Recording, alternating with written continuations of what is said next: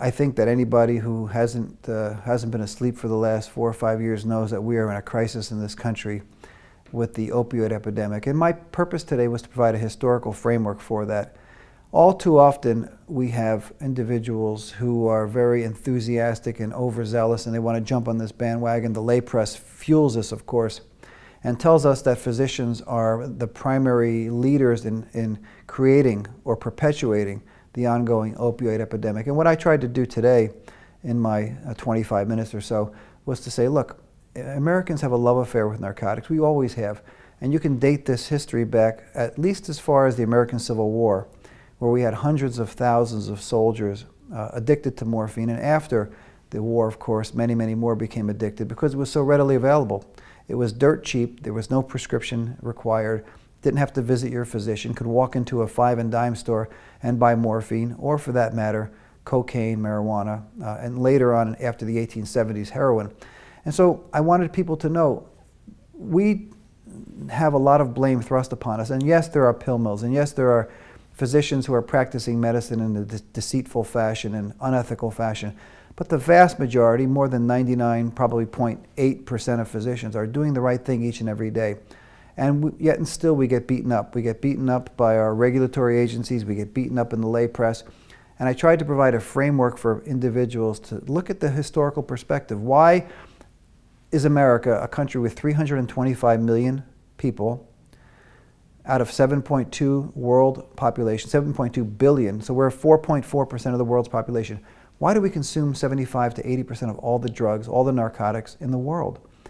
Why? What is it uniquely about being an American which entitles us, or at least provides us the entitlement mindset to believe that we need narcotics? Why don't the Mexicans, the Canadians, the Europeans, the Asians, why don't they need narcotics anywhere near to the level commensurate with their pain conditions? What are they doing? Are they suffering? Well, yes and no. They've learned alternative strategies, techniques. They use non-opioid pharmacotherapies. They use holistic medication.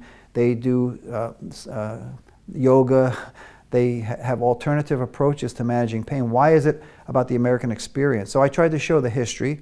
I tried to show the role of Big Pharma in the collusion between Big Pharma and physicians in perpetuating and driving the opioid epidemic. But I also wanted to let people know that we have a duty to our patients first and foremost to try to help them with their suffering and their pain. It doesn't always have to be reliant upon opioids. And let's look for alternative strategies, but let's also not finger point. It's so easy in this day and age to look for a scapegoat whenever there is a bad outcome or whenever there's something which goes counterculture. Opioid use in America is the culture. We have to find a solution that starts in infancy and goes all the way through kindergarten and school age, where we try to train people away from the thought process that pain is not inevitable. Pain is inevitable. Suffering is something which is volitional. So how do we exclude, or how do we divest the suffering from the inevitability of pain? Anybody who gets to maturity is going to have a painful issue. How do we stop the reflexive response to reach for a prescription pad, reach for a pill bottle, reach for something that comes from the pharmacy? How do we manage pain with exercise, healthy living, diet, and excluding the thought process that we must have something that comes external to ourselves to manage our pain? And I think neuromodulation is becoming a primary tool rather than being a secondary or end-stage tool.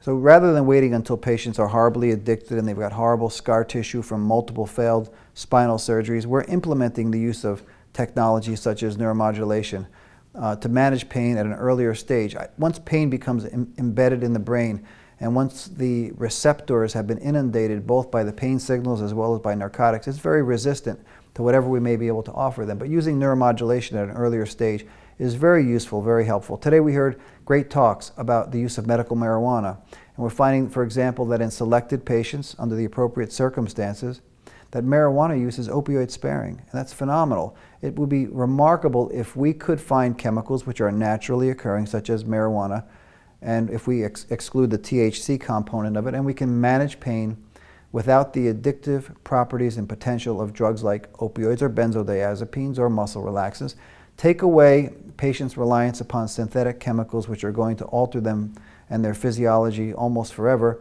and give them back to naturally occurring substances. So these are fascinating concepts. Neurostimulation, medical marijuana, alternative therapies and approaches, exercise therapies, physical therapies, local anesthetics.